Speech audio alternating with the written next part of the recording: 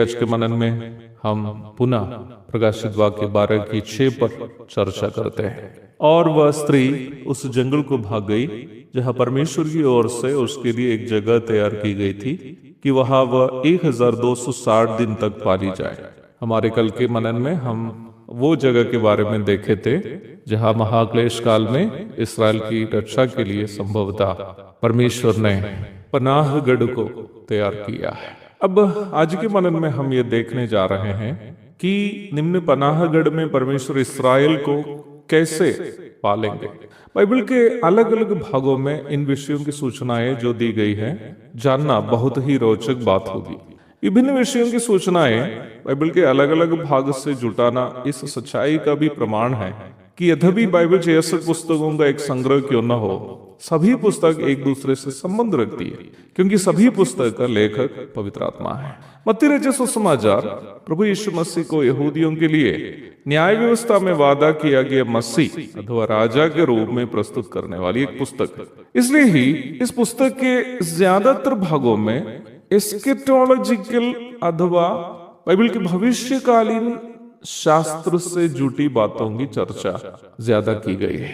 एक अच्छा बाइबल शिक्षक के सहायता के बिना मत्ती रचित सुसमाचार को समझना आसान नहीं होगा। इसलिए कटिहार के लोगोस बाइबल इंस्टीट्यूट के पाठ्यक्रम में understanding Matthew's gospel from messianic perspective अथवा मसीहाई परिप्रेक्ष्य में मत्ती रचित सुसमाचार का परिचय नामक एक विषय भी हम शामिल कराए हुए हैं। इस प्रकार के लगभग 40 सैद्धांतिक तथा प्रायोगिक विषयों का अध्ययन एक साल के अंतराल में करने का एक सुनहरा अवसर लोगोस इंस्टीट्यूट कटिहार में विद्यार्थियों को मिलता है। आज के हमारे मनन में संक्षेप में मैं आपको बताऊंगा कि मत्ती रचित सुसमाचार में महाक्लेश काल के इस्राएल का पालन वो रहस्यमय पनाहगढ़ में परमेश्वर के द्वारा करना कैसे समझाए गए हैं।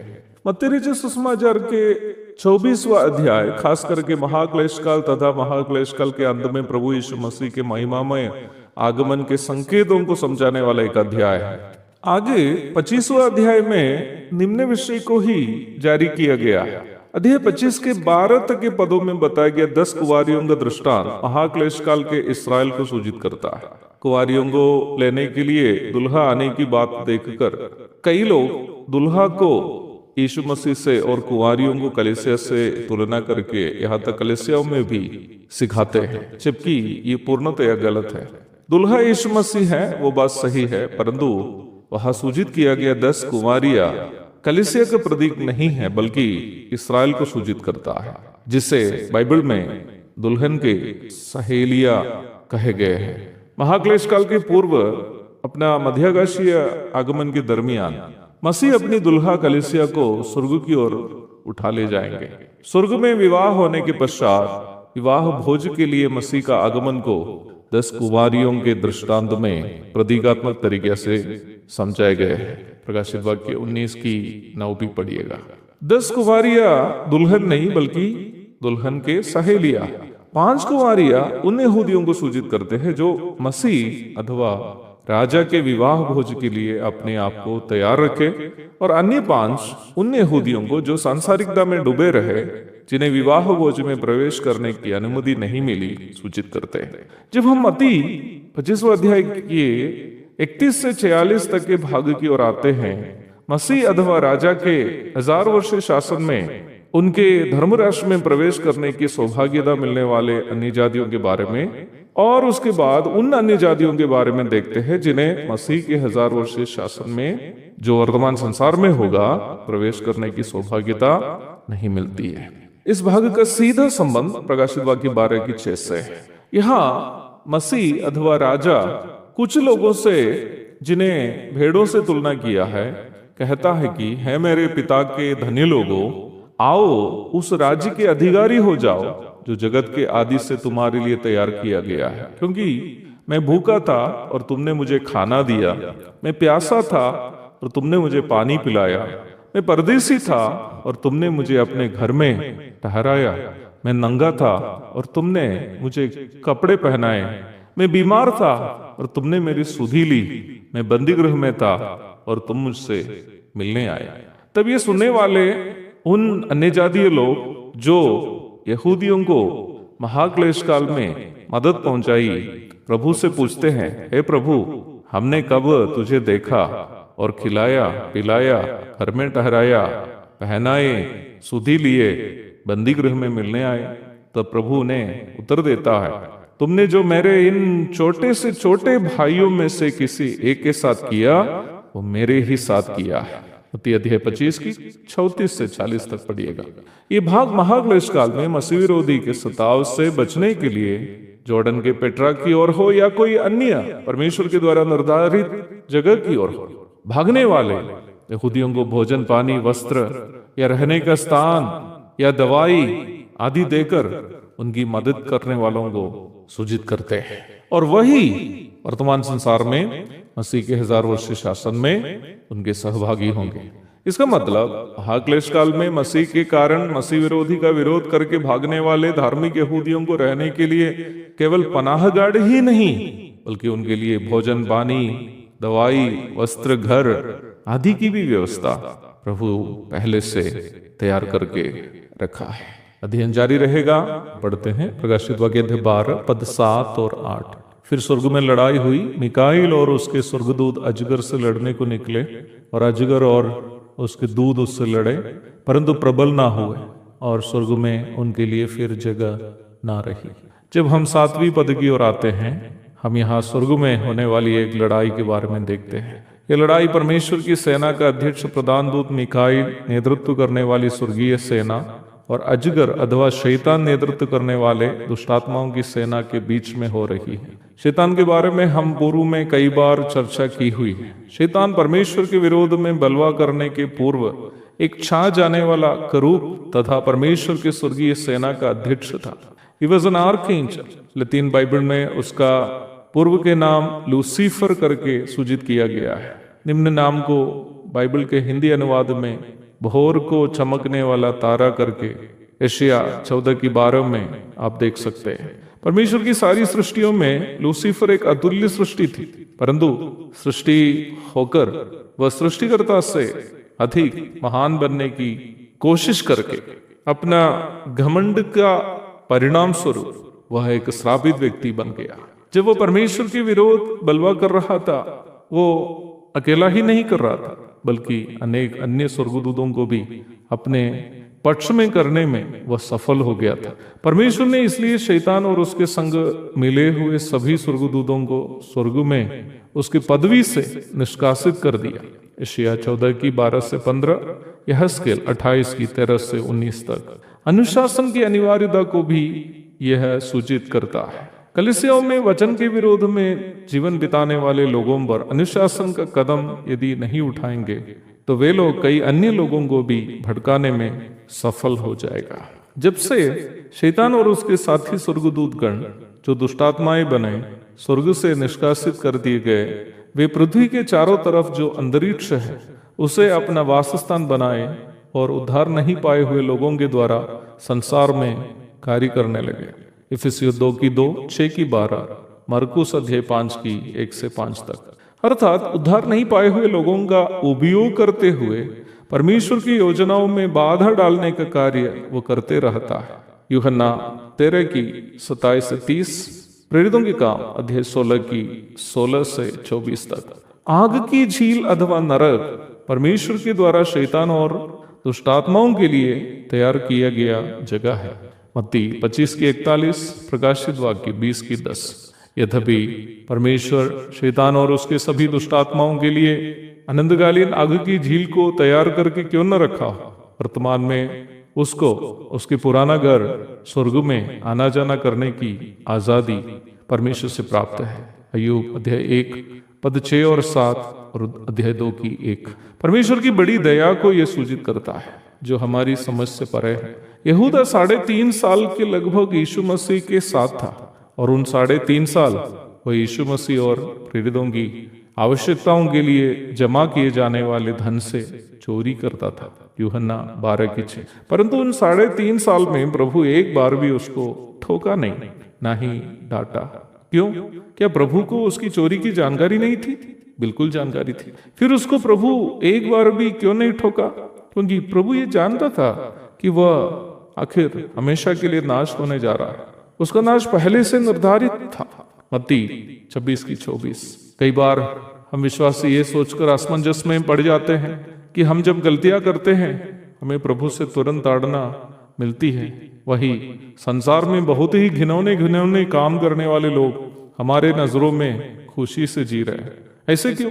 इस प्रश्न का उत्तर बाइबल स्पष्ट रूप में देती है। प्रभु केवल उनकी ताड़ना करता है जिससे वह प्रेम करता है, ताकि वे सुधर जाए। इब्रानी अध्याय 12 पद 5 से 13 तक। परंतु परमेश्वर को छोड़कर मनमर्जी में संसार के पापों में जीवन बिताने वालों को प्रभु ताड़ना करके सुधारने की कोशिश नहीं करता है, क्योंकि परमेश्वर उसको अनंत विनाश के लिए निर्धारित कर रखा है। भजन अध्याय 73 पद 3 से 9 और पद 18 पढ़िएगा। कई बार लोग सवाल करते हैं, परमेश्वर यदि जानता हो कि सारी दुनिया में शैतान ही सारी समस्याओं का कारण है, वो क्यों शैतान को दंड देकर दुनिया को नहीं बचाता है? इस सवाल का उत्तर यह है कि परमेश्वर किसी भी व्यक्ति को उसके लिए निर्धारित दंड निर्धारित समय में ही देता है, उसके पहले नहीं देता। समय के पहले प्रभु अधर्मी को भी दंड नहीं देता। मत्ती 8:29। पाप में जीवन बिताने वाले लोगों को यदि लगता हो कि उसको उसका पाप का कोई प्रतिक्रिया नहीं हो रही है, वो इसलिए केवल है कि परमेश्वर का समय नहीं आया है। यदि आप पश्चाताप नहीं करता हो तो परमेश्वर का दंड उसके निर्धारित समय में अवश्य आपको पाना ही पड़ेगा। जब हम प्रारंभ में पढ़ी गई पद की ओर लौट कर आते हैं, उधर शैतान के लिए निर्धारित समय शुरू होते हुए हम देख रहे हैं। स्वर्ग में पहुंचने के लिए उसको दी गई आजादी का दुरुपयोग करते हुए वह स्वर्ग पर कब्जा करने की कोशिश कर रहा है। शैतान की कोशिश को प्रधान दूत मिकाईल अपनी सेना के संग असफल कर देता है, और इस प्रकार शैतान हमेशा के लिए स्वर्ग से बाहर हो गया है, ताकि फिर कभी वह ना लौट पाए। अध्ययन जारी रहेगा। एक और प्रकाशित वाक्य अध्याय 12 पद 9। तब वह बड़ा अजगर अर्थात वही पुराना सांप जो इब्लीस और शैतान कहलाता है और सारे संसार का भरमाने वाला पृथ्वी पर गिरा दिया गया, और उसके दूत उसके साथ गिरा दिए गए। पद 7 एवं 8 से हम कल देखे थे कि महाक्लेश काल के दूसरे हिस्से में शैतान को किस प्रकार स्वर्ग से हमेशा के लिए निकाल दिया गया। ये तो भी प्रधान स्वर्गदूत होने का उसके पद को वह पूर्व में ही खो चुका था, तो भी बीच बीच में उसको स्वर्ग पहुंचने की आजादी थी। इस बात की चर्चा करते समय मेरे मन में एक अन्य बात आती है। कई लोगों के मन में ऐसी सोच है कि वे नियमित रूप में कलीसिया जाने से और जीवन में परमेश्वर का नाम लेने से या परमेश्वर के वचन से कुछ जानकारी रहने से वे अवश्य स्वर्ग जाएंगे। ये बिल्कुल गलत धारणा है। नियमित रूप में चर्च जाने से या वचन से कुछ जानकारी रखने से या परमेश्वर का नाम जपने से कोई यदि स्वर्ग जाएगा तो उनसे भी पहले शैतान स्वर्ग पहुंचना है। शैतान नियमित रूप में अभी भी परमेश्वर की उपस्थिति में जाता है। अय्यूब 1:6, 2:1। शैतान को बाइबल से भी जानकारी है। मत्ती 4:6, लूका 4:10 और 11। शैतान यीशु मसीह को पहचानता है और वो प्रभु से डरते और कांपते भी हैं। मरकुस अध्याय 5:6 से 8 तक और याकूब 2:19 पढ़िएगा। तो क्या शैतान स्वर्ग जाएगा? कभी नहीं। शैतान के लिए आग की झील इंतजार कर रही है। मत्ती 25:41। फिर कोई स्वर्ग की प्राप्ति कैसे करेंगे? प्रभु यीशु मसीह ने निकोदेमुस से, जो पुराना नियम का पंडित था, न्याय व्यवस्था को घोट कर पिया हुआ वरिष्ठ फरीसी था, उनसे प्रभु ने कहा, मैं तुझसे सच सच कहता हूं, यदि कोई नई सिरे से ना जन्मे तो परमेश्वर का राज्य देख नहीं सकता। यूहन्ना 3:3। निकोदेमुस जो काफी बुजुर्ग था, हैरान होकर प्रभु से पूछा, मनुष्य जब बूढ़ा हो गया तो कैसे जन्म ले सकता है? क्या वह अपनी माता के गर्भ में दूसरी बार प्रवेश करके जन्म ले सकता है? यूहन्ना 3:4। प्रभु आगे इस प्रकार जवाब दिया, जब तक मनुष्य जल और आत्मा से ना जन्मे तो वह परमेश्वर के राज्य में प्रवेश नहीं कर सकता।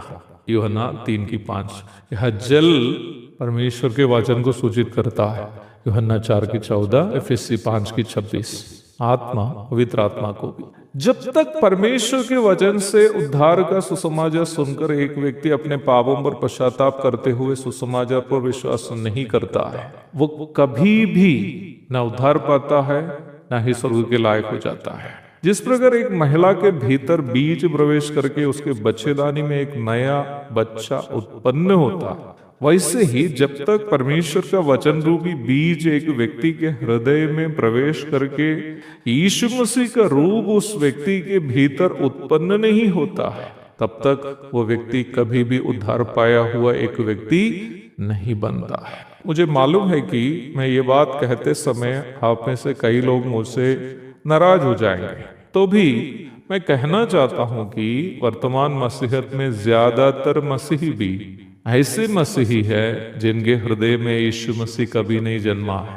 इस प्रकार के कई मसीही भी अपने मसीही पहचान पर गर्व करते हैं, चर्च जाते हैं और प्रभु प्रभु करके पुकारते हैं, और यहाँ तक कई लोग स्थानीय कलीसियाओं में अगुवाई भी करते हैं, परंतु अपने पापों पर कभी नहीं पश्चाताप किया, पापों में ही वर्तमान में भी जीवन बिताते हैं। इस प्रकार के सभी तथाकथित मसीही प्रभु के आगमन में छोड़ दिए जाएंगे। सतर्क रहिए और परखिए कि आप वास्तव में विश्वास में है कि नहीं। 2 कुरिन्थी 13:5। हमसे आप खुश रहो या ना रहो, मेरी कामना बस इतनी ही है कि मेरी आवाज सुनने वालों में कोई प्रभु के आगमन में छूट ना जाए। मैं इन बातें बहुत ही गंभीरता के साथ पुनः आपसे कहने के एक कारण, प्रारंभ में पढ़ी गई पद में शैतान का परिचय इस प्रकार दिया गया कि वह संसार का भरमाने वाला है। Satan deceives the world, is a deceiver। Deceiving शब्द का वास्तविक अर्थ बहुत ही गंभीर है। किसी व्यक्ति को इस मानसिकता में रखे कि वो व्यक्ति जो कर रहा है या सोच रहा है या बोल रहा है वही सही है, पर सच में वो नहीं है, और इस प्रकार वो व्यक्ति धोखा खाते हैं। आज दुनिया के लोगों को, जिसमें बहुत सारे तथाकथित मसीही भी है, इस मानसिकता में जी रहे हैं कि वे क्या कर रहे हैं या सोच रहे हैं या बोल रहे हैं वही सही है, इसलिए वे अपने गलत जीवन से हटने या पश्चाताप करने के लिए तैयार नहीं है, और इसके परिणाम स्वरूप अनगिनत संख्या के लोग उद्धार से वंचित होकर शैतान और उसके दूतों के लिए तैयार की गई आग की झील की ओर, अनंत विनाश की ओर, शैतान के धोखे में जा रहे हैं। इसलिए वचन में स्पष्ट रूप में समझाया है कि शैतान भरमाने वाला है। मेरी आवाज सुनने वालों में कोई भी व्यक्ति अब तक वास्तव में उद्धार का अनुभव नहीं पाया, आप जहां भी हैं वहां घुटना टेकिए, प्रभु यीशु मसीह के सामने कहिए कि प्रभु, मैं एक पापी हूँ, मैं अपने पापों पर पश्चाताप करता हूँ, उस पापों पर मैं अब जीना नहीं चाहता हूँ, मैं विश्वास करता हूँ आप ही मेरा प्रभु है, परमेश्वर है, और मैं विश्वास करता हूँ कि मेरे पाप के लिए आप क्रूस पे मर के जी उठा है। मैं आपके लिए जीना चाहता हूँ, मैं आपके लिए जीना चाहती हूँ।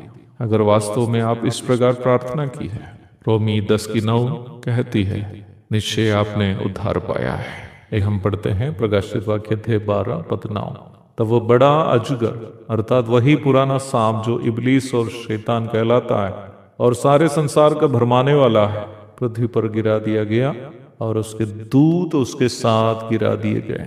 शैतान के स्वभाव का परिचय देने के लिए यह पढ़ी गई पद में उसके 3 नाम सूचित किए हुए आप देख सकते हैं। बाइबल में व्यक्ति का हो या जगह के नाम का काफी महत्व है। परमेश्वर के लिए बाइबल में जितने भी नाम दिए गए हैं वे सभी मेरे या आपके नामों के समान केवल बुलाने के लिए डाले गए नाम नहीं हैं, बल्कि परमेश्वर के अलग अलग स्वभाव को सूचित करते हैं उनके नाम। उदाहरण के लिए यहोवा, ये शब्द परमेश्वर के सनातन अस्तित्व को सूचित करता है, और एलोही, ये नाम परमेश्वर के सर्वशक्ति को सूचित करता है, और यहोवा शमा परमेश्वर के सर्वव्यापित्व को सूचित करता है। बाइबल में यीशु मसीह सहित अन्य कई लोगों के नाम तथा जगह के नाम का महत्व को उसके अर्थ समझने के द्वारा समझ सकते हैं। शैतान के भी नाम इसी परिप्रेक्ष्य में समझने से उसके स्वभाव की पहचान हम कर सकते हैं। पढ़ी गई पद में उसके 3 नाम आप देख सकते हैं। पहला अजगर या पुराना सांप है, और दूसरा इबलीस, और तीसरा शैतान। इन तीनों, जैसे मैंने पूर्व में बताया केवल सुनील, अनिल या संतोष करके हम जो नाम डालते हैं वैसा नाम नहीं है, बल्कि शैतान के अलग अलग स्वभाव को सूचित करने वाले नाम है। अजगर या सांप जो पद में सूचित किया गया पहला नाम है, उस पर हम पहले चर्चा करते हैं। उत्पत्ति 3:1 में हम सांप के बारे में इस प्रकार पढ़ते हैं, यहोवा परमेश्वर ने जितने वनैले पशु बनाए थे उन सब में सर्प धूर्त था। Now the serpent was more crafty than any beast of the field which the Lord had made. दूसरा कुरिन्थियों 11:3 में पौलुस कहता है, परंतु मैं डरता हूं कि जैसे सांप ने अपनी चतुराई से हवा को बहकाया, वैसे ही तुम्हारे मन उस सीधाई और पवित्रता से जो मसीह के साथ होनी चाहिए कहीं भ्रष्ट न किए जाए। मनुष्य को चतुराई से पाप में फंसाकर प्रभु यीशु मसीह से और उद्धार से वंचित करके उन्हें अनंत विनाश की ओर ले जाने का शैतान के स्वभाव को उसका अजगर या पुराना सर्प नाम सूचित करता है। दूसरा नाम इब्लीस है, जिसे हम अंग्रेजी में डेविल करके देखते हैं। यूनानी बाइबल में डियाबोलोस शब्द का उपयोग यहाँ किया गया है, जिसका अर्थ स्लैंटरर या अक्यूसर इत्यादि है, अर्थात निंदा करने वाला या आरोप लगाने वाला। प्रकाशित वाक्य 12 की 10वीं पद पर उसका निम्न स्वभाव को हमारे भाइयों पर दोष लगाने वाला करके सूचित किए हुए आप देख सकते हैं। अय्यूब पर, जो पूरे उस देश में परमेश्वर का भय मानने वाला एक भक्त इंसान था, दोष लगाने के लिए शैतान परमेश्वर की उपस्थिति में उपस्थित होते हुए हम अय्यूब के प्रथम अध्यायों में देखते हैं। तीसरा नाम जो शैतान का स्वभाव को सूचित करने के लिए यहाँ दिया है वो शैतान ही है, जो यूनानी शब्द सैटानस और इब्रानी शब्द साठान का हिंदी अनुवाद है। इस शब्द का शाब्दिक अर्थ विरोधी अथवा ओपोनेंट है। परमेश्वर के सभी योजनाओं का विरोध करना इसका मुख्य स्वभाव है। मनुष्य के विषय में यदि सोचा जाए, मनुष्य की भलाई के लिए परमेश्वर जो भी योजना तैयार करता है उसका विरोध करना शैतान का आदत है, और उसका विरोध जब सफल नहीं होता है तो चतुराई से या निंदा करते हुए उस योजना को विफल करने की हर संभव कोशिश वो करता है। हमारे प्रभु यीशु मसीह का जीवन यदि लिया जाए, मनुष्य का उद्धार के लिए प्रभु यीशु के द्वारा पिता परमेश्वर ने ये योजना तैयार की है। उसे पराजित करने के लिए शैतान अपने इस सभी स्वभावों का इस्तेमाल करते हुए आप देख सकते हैं। प्रभु का जन्म जब हुआ, राजा हेरोद के द्वारा उन्हें मार डालने की योजना शैतान ने किया। मत्ती 2:16 से 21 तक पढ़िएगा।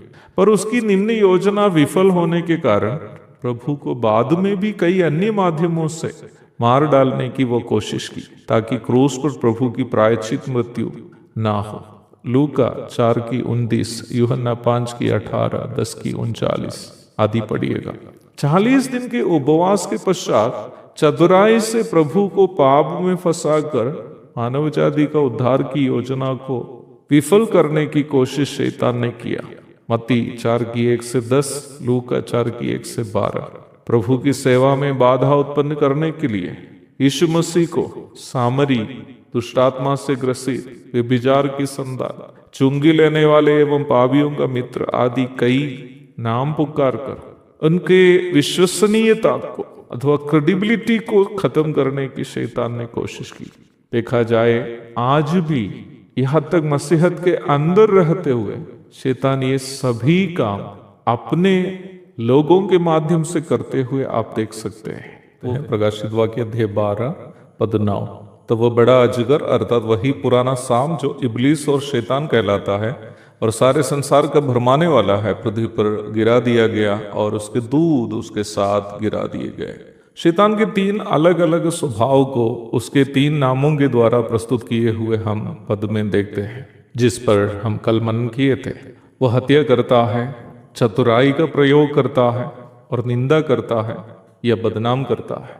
मैंने आपको ये कहते हुए कल का मनन समाप्त किया था कि आज भी यहाँ तक मसीहत के भीतर रहते हुए भी शैतान इन तरीकाओं का इस्तेमाल करते हुए प्रभु की योजनाओं में बाधा उत्पन्न करने की कोशिश करते रहता है। तो आप सोचते होंगे ये काम शैतान कैसे करता है।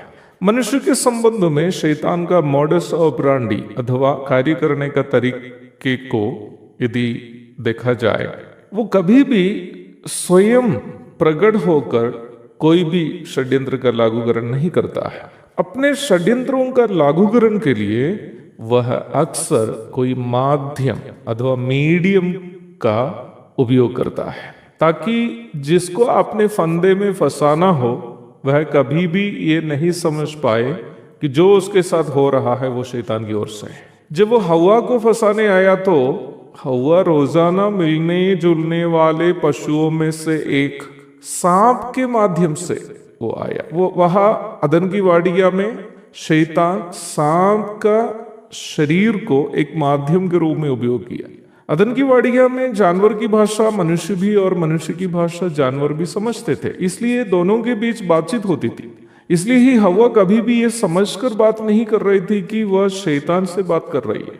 एक चरित्रहीन महिला के माध्यम से पौलुस और सिलास की तारीफ करते हुए उन्हें गुमराह करने की कोशिश जो शैतान ने किया, आप प्रेरितों के काम अध्याय 16 की 16 से 24 तक के भाग में देख सकते हैं। पौलुस और सिलास फिलिपी में प्रचार कर रहे थे। निम्न महिला जो एक देवदासी थी, दोनों के पीछे चलकर उनकी तारीफ करने लगी कि ये दोनों परम प्रधान परमेश्वर के दास है जो हमें उद्धार के मार्ग की कथा सुनाते हैं। तारीफ सुनने के बाद खास करके वो यदि कोई खूबसूरत महिला की ओर से हो तो पास्टर लोगों का भी आत्मिक जीवन का संतुलन बिगड़ जाने की संभावना बहुत अधिक है। पर हम अगुओं को यह समझना चाहिए कि हमें गिराने के द्वारा पूरी सेवकाई को तहस नहस करने का शैतान की ये योजना है। शैतान की योजना को पहचान कर पौलुस ने उस स्त्री से यीशु मसीह के नाम में दुष्ट आत्मा को निकालते हुए हम वहां पढ़ते हैं। लोगों को गुमराह करने के लिए मनुष्य शरीर का उपयोग शैतान करने का अनेकों उदाहरण आप बाइबल में देख सकते हैं। राजा शाऊल में दुष्टात्मा प्रवेश करने के बाद वह दाऊद को बर्बाद करने की हर संभव कोशिश करते हुए शमूएल की पहली पुस्तक में हम देखते हैं। यीशु मसीह का प्रेरित यहूदा में जिसका उद्धार नहीं हुआ था, शैतान घुसने के बाद वह प्रभु को पकड़वाने के लिए महायाजकों से धन स्वीकार करते हुए हम नया नियम में पढ़ते हैं। यही शैतान महाक्लेश काल में भी मसीह विरोधी का शरीर का उपयोग करते हुए दुनिया को गुमराह करने वाला है। दूसरा थिस्सलुनीकियों अध्याय 2 पद 9 से 12 तक। जैसे कि मैंने मनन के प्रारंभ में बताया, आज भी शैतान सीधे आकर कोई भी मनुष्य को मार डालने या बर्बाद करने या बदनाम करने की कोशिश नहीं करता है। वह लोगों को अपना माध्यम बनाता है। दुनिया के जितने उद्धार नहीं पाए हुए लोग हैं वे सभी किसी न किसी प्रकार अनजान से शैतान के षड्यंत्रों के लागूकरण के लिए माध्यम बन जाते हैं। इफिसी 2 की 2 में हम इस प्रकार पढ़ते हैं, आकाश के अधिकार के हाकिम अर्थात उस आत्मा अब भी आज्ञा न मानने वालों में कार्य करता है। यह आज्ञा शब्द यीशु मसीह पर विश्वास करके उद्धार पाने हेतु परमेश्वर की आज्ञा को सूचित करता है। पहला तीमुथियुस 2 की 3 और 4। जो भी परमेश्वर की इस आज्ञा का पालन नहीं करता है उन सभी में शैतान की आत्मा वास करती है। शैतान कभी भी ऐसे लोगों को परमेश्वर के कार्यों को बिगाड़ने के लिए माध्यम के रूप में उपयोग कर सकता है। मसीहत के भीतर भी ऐसे कई लोग हैं जो वास्तव में उद्धार नहीं पाए, जैसे यीशु मसीह का प्रेरित यहूदा। यूहन्ना 6 पद 66 और 70 तथा 71 पढ़िएगा। ऐसे लोगों में चर्च के सदस्य होंगे, गायक होंगे, वक्ता या अगुवे तक भी होंगे जो वास्तव में उद्धार नहीं पाए हो। वे सभी मसीह कलीसिया को भीतर से बर्बाद करने वाले शैतान के माध्यम अथवा एजेंट्स हैं।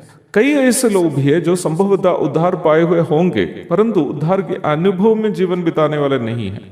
वे उद्धार पाए होंगे परंतु प्रभु के साथ एक व्यक्तिगत संबंध में जीवन बिताने वाले नहीं होंगे, जैसे इफिसुस के झूठे शिक्षक फिलतुस, सिकंदर, हिमेनियुस आदि, जिन्हें शैतान को सौंपने का आदेश पौलुस दिया था। पहला तीमुथियुस 1:20। ऐसे लोग भी भीतर से कलीसिया को अपनी झूठी शिक्षा एवं पापमय जीवन से बर्बाद करने वाले हैं। इस प्रकार के लोगों का एक अन्य मुख्य का वचनानुसार जीवन बिताने वाले या सेवा करने वाले लोगों का बदनाम करके उनकी विश्वसनीयता अथवा क्रेडिबिलिटी को नष्ट करना है। यीशु मसीह का भाई यहूदा इस प्रकार के लोगों के बारे में अपनी पत्री में सूचित किए हुए हैं। यहूदा की पत्री 10 से 13 तक के पद को पढ़िएगा। कोई आधार या सबूत के बिना किसी ऐसा व्यक्ति पर जो प्रभु के लिए अत्यधिक उपयोगी होता, उन पर या उनकी सेवा पर बुरा भला कहना एक शैतानी षड्यंत्र है, ताकि निम्न व्यक्ति की गवाही और विश्वसनीयता खत्म करके उस व्यक्ति के द्वारा किए जाने वाले प्रभु की सेवा में बाधा उत्पन्न करे। यह काम शैतान सीधा नहीं करता है, बल्कि उन माध्यमों के द्वारा करता है जो मसीह होने का दावा करते हुए शैतान के हाथ के उपकरण के रूप में मसीहत का भीतर से कार्य करता है। हम सभी को शैतान के इन षड्यंत्रों के बारे में अवगत रहना है, ताकि ना ही हम अपने आप को शैतान के लिए माध्यम बनने दे, ना ही शैतान किसी दूसरे माध्यम के द्वारा हमें पाप में फंसाए। एक और शुभ दिन की धन्य कामनाओं के साथ आज का मनन में यह समाप्त करता। प्रभु हम सब पर अपना अनुग्रह बनाए रखे, ताकि शैतान हमें से किसी को अपना माध्यम नहीं बना सके। आमीन।